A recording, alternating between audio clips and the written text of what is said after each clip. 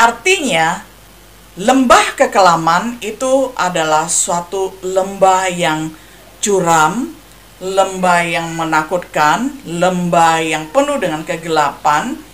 Bahasa aslinya adalah Salmaved. Salmaved ini artinya adalah lembah bayang-bayang maut.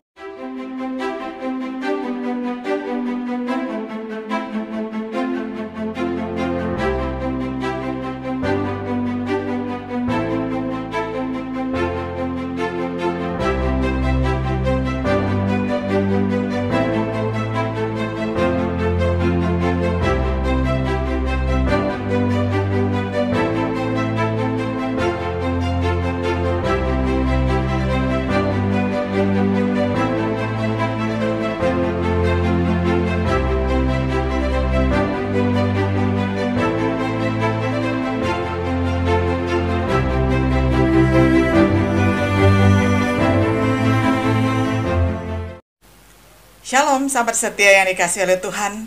Jumpa lagi di dalam acara Renungan Sahabat Setia. Tema kita pada hari ini adalah melewati lembah bayang-bayang maut. Saya akan membacakan firman Tuhan dari Mazmur 23 untuk kita semuanya. Mazmur Daud. Tuhan adalah gembalaku, takkan kekurangan aku. Ia membaringkan aku di padang yang berumput hijau. Ia membimbing aku ke air yang tenang. Ia menyegarkan jiwaku. Ia menuntun aku di jalan yang benar oleh karena namanya. Sekalipun aku berjalan dalam lembah kekelaman, aku tidak takut bahaya, sebab Engkau besertaku. Gadamu dan tongkatmu itulah yang menghibur aku. Engkau menyediakan hidangan bagiku di hadapan lawanku. Engkau mengurapi kepalaku dengan minyak. Pialaku penuh melimpah. Kebajikan dan kemurahan belaka akan mengikuti aku seumur hidupku, dan aku akan diam dalam rumah Tuhan sepanjang masa. Sahabat setia yang dikasihi oleh Tuhan, kalau kita membaca Mazmur 23 biasa-biasa saja seperti ini, biasanya kita akan melewatkan begitu banyak berkat yang tidak kita mengerti. Padahal kalau kita membaca pelan serta sederhana dan menghayatinya, kita sungguh akan dikenyangkan dengan begitu banyak berkat. Mari pada hari ini untuk para sahabat terkasih, ini adalah Mazmur yang begitu indah dan ada sesuatu yang hebat sekali, uraian indah tentang Tuhan dan tentang kita. Mari saya mengajak kita bersama-sama memperhatikan bagian demi bagian, dicerna pelan-pelan. Jadi cara membaca Mazmur 23 ini adalah sesuatu yang menakjubkan, mungkin tidak pernah terpikirkan, namun membaca Mazmur 23 dengan cara ini, walaupun kita sudah menghafalnya, akan menambah berkat dan menambah kepercayaan diri kita yang sangat luar biasa kepada pimpinan Tuhan selaku gembala agung kita, selaku gembala kita yang sangat baik. Mari kita mulai. Tuhan adalah gembalaku.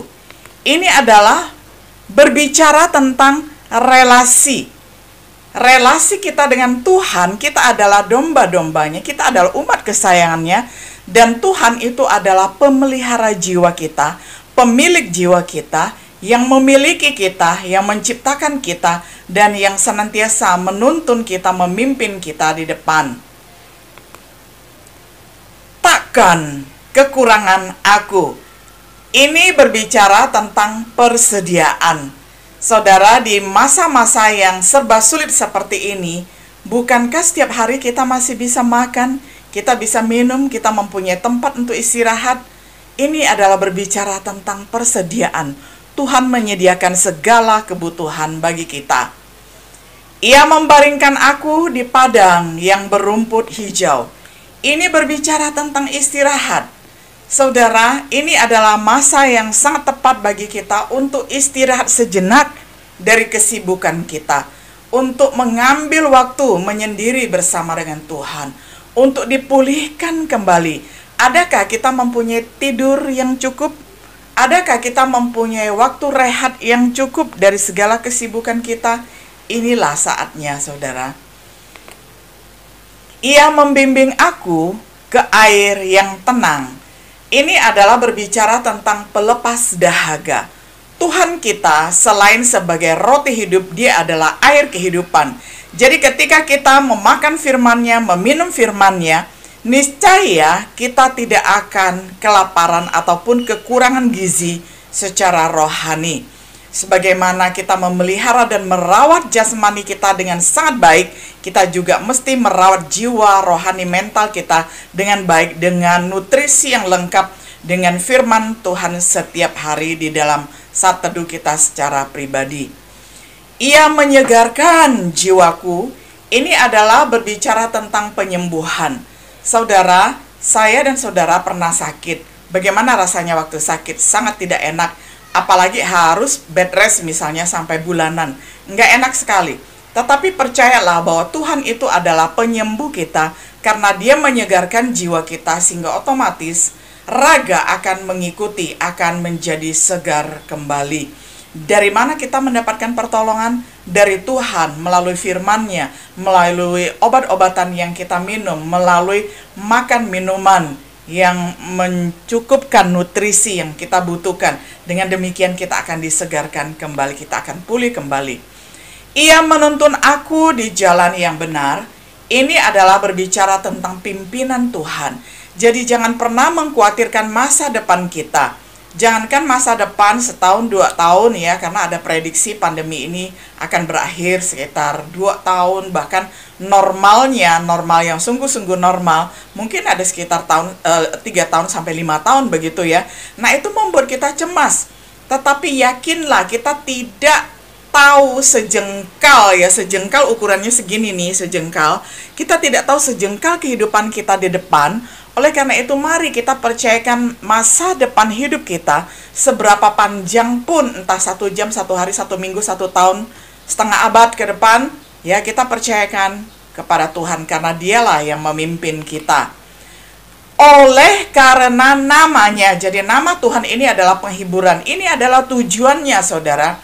Kita hidup dan kita bisa bercahaya, kita hidup dan kita bisa bersaksi, kita hidup dan bisa menjadi berkat. Ini tujuannya adalah teosentris, untuk memuliakan Tuhan. Bukan tujuannya egosentris, memuliakan diri sendiri. Jadi apapun yang kita lakukan, yang kita perbuat, termasuk makan dan minum, termasuk kita berbicara, termasuk kita bercanda di grup atau di manapun kita, apapun yang kita kerjakan, ingatlah hanya satu tujuannya, yakni oleh karena namanya, nama Tuhan yang harus dinomorsatukan dan dimuliakan. Ingat, hidup kita adalah teosentris, berpusatkan kepada Allah, bukan berpusatkan kepada diri sendiri, egosentris. Sekalipun aku berjalan dalam lembah kekelaman. Nah ini nanti kita akan membahas lebih mendalam, namun kita baca dulu. Ini adalah berbicara tentang ujian. Kita di dalam hidup, ketika mau naik level, harus mengalami ujian demi ujian. Sama seperti ketika kita sekolah mulai dari TK, SD, SMP, SMA, S1, S2, S3, pendidikan formal saudara, setiap kali kalau mau naik atau lulus, itu harus ada tahap demi tahap ujiannya.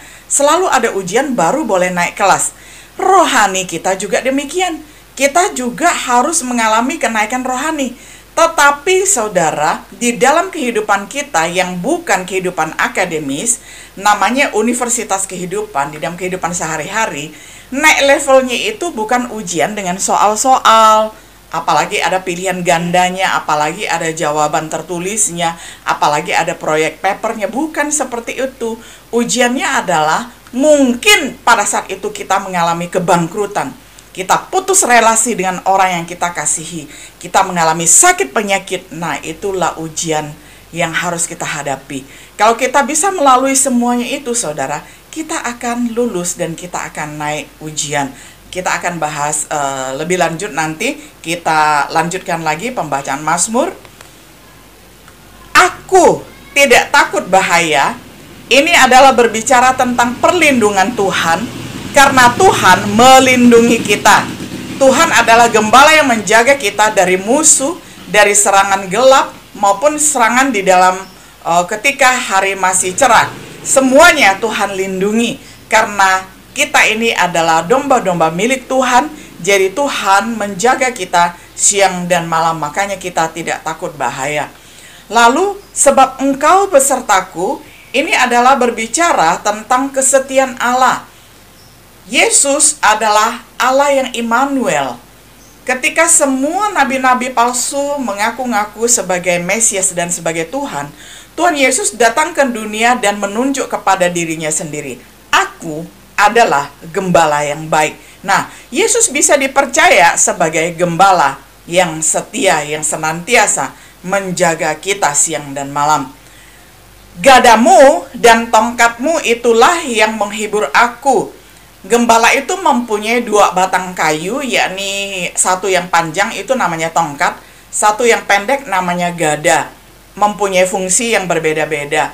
Tongkat itu biasanya untuk untuk memukul musuh atau membuka jalan atau memberi petunjuk, begitu ya. Sedangkan gada yang lebih pendek itu adalah untuk memukul kawanan domba kalau nakal, kalau badung, kalau tidak mau taat kepada gembalanya.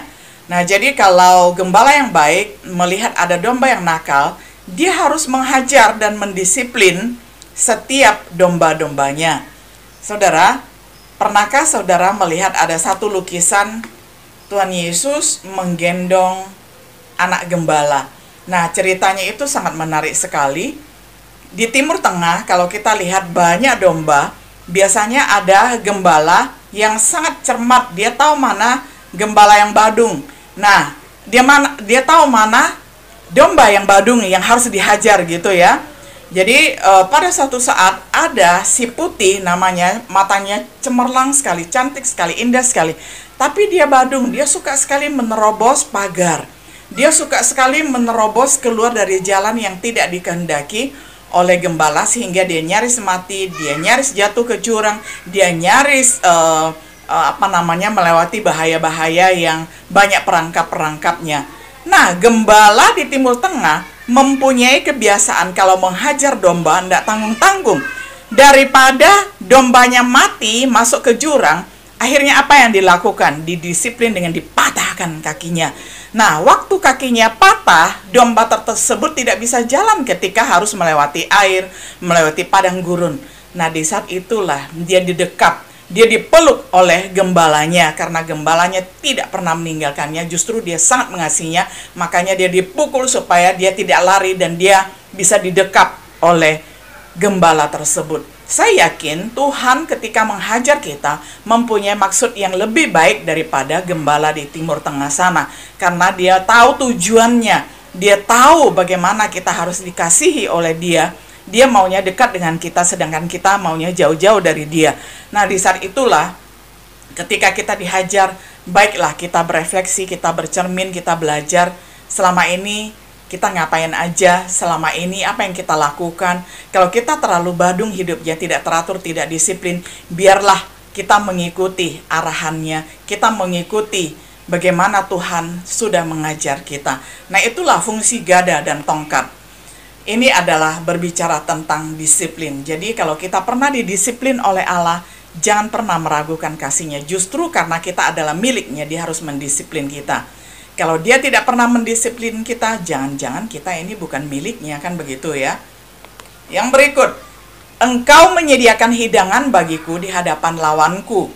Ini adalah berbicara tentang pengharapan.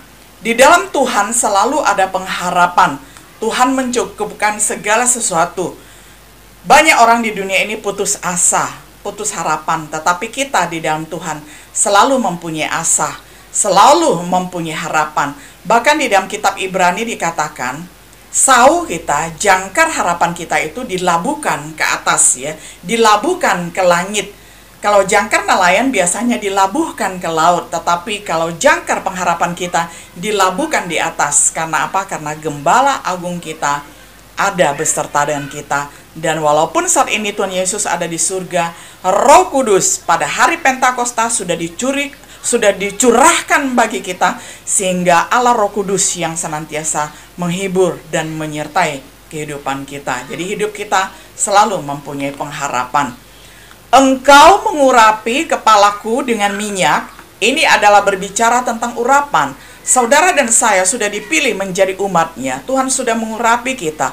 Dan kalau diberikan tugas khusus, misalnya pendeta, seperti saya, sudah ditabiskan, itu mengemban tugas khusus, saya harus setia.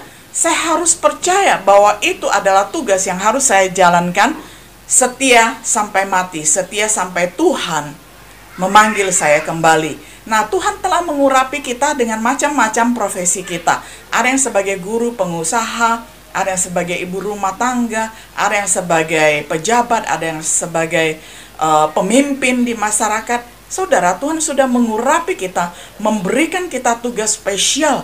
Apakah kita menghargai status itu? Jadi dengan demikian maka kita akan senantiasa ingat ya, bahwa saya dan saudara mempunyai tugas khusus yang telah Tuhan percayakan. Mari kita jalankan dengan penuh sukacita, tidak pernah bersungut-sungut. Pialaku penuh melimpah. Piala ini adalah semacam gelas. Artinya melimpah itu adalah hidup yang berkelimpahan, berkecukupan. Tuhan sudah berjanji kepada kita, barang siapa yang bersandar kepadanya tidak akan pernah meminta-minta roti. Nah, jadi hidup kita ini sudah dijamin oleh Tuhan berkelimpahan. Walaupun kita hidup di dalam keadaan pas-pasan, tetapi ketika kita mengucap syukur kepada Tuhan, maka kehidupan kita berlimpah ruah. Karena apa?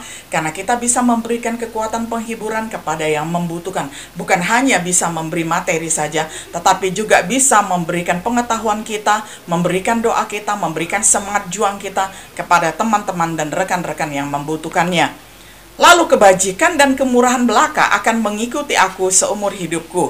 Ini adalah berbicara tentang berkat. Jadi berkat Tuhan itu, saudara, bukan hanya berkat jasmani, tetapi juga berkat kekuatan penghiburan dan sebagainya. Semuanya Tuhan curahkan bagi kita, supaya kita menjadi the channel of the blessing. Kita menjadi saluran berkat. Kita menjadi alat yang tajam di tangan Tuhan yang dapat dipakai dengan leluasa untuk memperluas kerajaannya, untuk melayani sesama kita yang membutuhkan. Dan aku akan diam dalam rumah Tuhan. Ini adalah berbicara tentang keamanan. Ya, Tuhan memberikan kita pengamanan yang luar biasa. Kalau security kita, satpam di rumah kita bisa tertidur, tetapi penjaga Israel tidak pernah tertidur.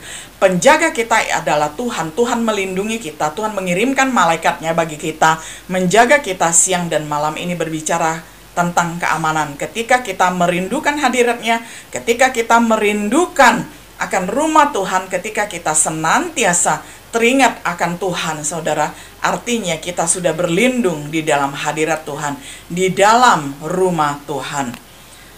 Sepanjang masa, ini adalah berbicara tentang kekekalan selama-lamanya. Jadi ini adalah janji berkat yang tidak pernah expired dan kadaluarsa, kekal adanya. Saudara, apa yang sangat berharga bukanlah apa yang kita punyai di dalam hidup kita, tetapi siapa yang kita punyai di dalam hidup kita.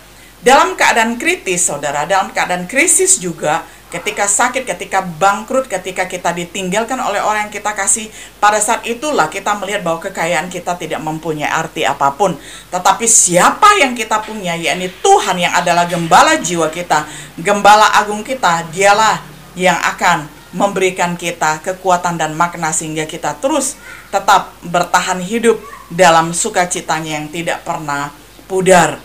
Sekalipun aku berjalan dalam lembah kekelaman. Nah, ini ya kita akan perdalam, karena tema kita adalah hari ini adalah tentang melewati lembah bayang-bayang maut. Sekalipun aku berjalan dalam lembah kekelaman, ini adalah berbicara tentang ujian. Saat ini semua kita, seluruh dunia sedang diuji oleh pandemi COVID-19. Nah, saudaraku yang dikasihi oleh Tuhan, adakah yang mengucap syukur bahwa melalui ujian seperti ini kita bisa belajar banyak hal dan mengembangkan otot-otot rohani kita supaya kita semakin kuat di dalam Tuhan? Nah, inilah ujian, saudara. Artinya, lembah kekelaman itu adalah suatu lembah yang curam, lembah yang menakutkan, lembah yang penuh dengan kegelapan. Bahasa aslinya adalah Salmaved. Salmaved ini artinya adalah lembah bayang-bayang maut. Saya lebih suka terjemahan lama, yakni lembah bayang-bayang maut. Kalau terjemahan baru, lembah kekelaman. Jadi kalau Salmafed ini dalam terjemahan lama itu lebih menyerupai bahasa aslinya, shadow of death, ya. Jadi berbicara tentang lembah bayang-bayang maut. Ini sungguh sangat menakutkan, saudara, ketika ujian itu ada di sekeliling kita. Tetapi di saat itulah kita tahu siapa yang memimpin dan menjadi gembala kita. Kita tidak takut karena ada gembala yang beserta dengan kita. Nah, ini terjemahan yang lebih bagus lagi, walaupun terjemahan lama, tetapi sangat indah sekali bahwa Tuhanlah yang menjadi penghiburan kita di segala musim kehidupan kita, baik di saat kita suka, baik di saat kita sedang dalam duka. Nah, apa situasi saudara saat ini? Saudaraku yang dikasihi oleh Tuhan, tahun yang lalu saya mempersembahkan buku ke-11 yang saya tulis ini kepada alma mater saya yang terkasih, yang sudah membentuk saya menjadi hamba Tuhan. Di dalamnya saya menulis tentang kepemimpinan gembala yang memberdayakan pemimpin multitalenta. Nah, saudara, kalau pada hari ini saudara menemukan di dalam diri saudara itu banyak talenta, kita ini adalah pemimpin multitalenta. Artinya apa? Ujian hidup kita itu jauh lebih banyak daripada orang yang talentanya hanya 1 dan 2. Kalau kita menyadari bahwa kita ini adalah pemimpin multitalenta, kita diuji oleh banyak hal. Harga yang kita bayar itu jauh lebih banyak dibandingkan orang-orang yang hanya Tuhan beri 1 atau 2 talenta saja. Nah, kiranya penjelasan singkat saya mengenai buku yang saya tulis, yang saya menuliskan penjabaran tentang gembala yang baik dari perjanjian lama sampai perjanjian yang baru, itu boleh mengingatkan saya dan juga boleh mengingatkan sahabat setia sekalian. Kalau sahabat setia ada yang berminat untuk memesan buku saya ini, boleh langsung menghubungi saya.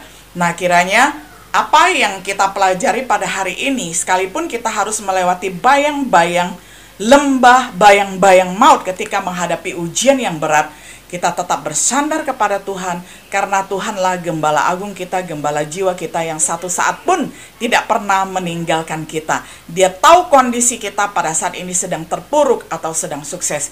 Dia tetap mendekap kita karena dia sangat menyukai relasi dengan kita. Nah, adakah kita ini belajar menjadi domba yang taat, domba yang manis, domba yang tidak suka menerobos pagar, domba yang taat dengar-dengaran kepada gembala kita?